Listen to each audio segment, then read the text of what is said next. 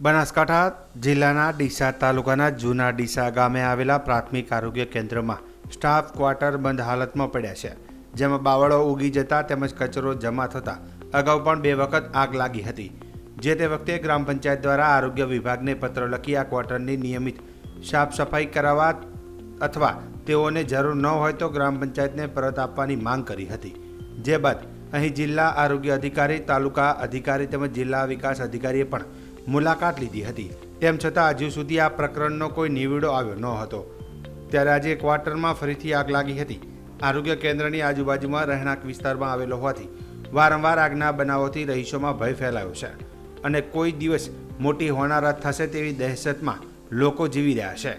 આજે આગ લાગતા ડીસા નગરપાલિકાના ફાયર ફાઇટરને જાણ કરાતા તાત્કાલિક ફાયર વિભાગની ટીમે દોડી આવી આગ બુઝાવી હતી, જેથી લોકોએ રાહતનો શ્વાસ લીધો હતો. જો કે વારંવાર બનતી આગની ઘટનાથી રહીશોમાં ભારે રોષ ફેલાયેલો છે અને આરોગ્ય વિભાગ હવે ઝડપથી આ બંધ ક્વાર્ટરનો નિકાલ લાવે અથવા તો ગ્રામ પંચાયતને પરત સોંપે તેવી માંગ કરી રહ્યા છે.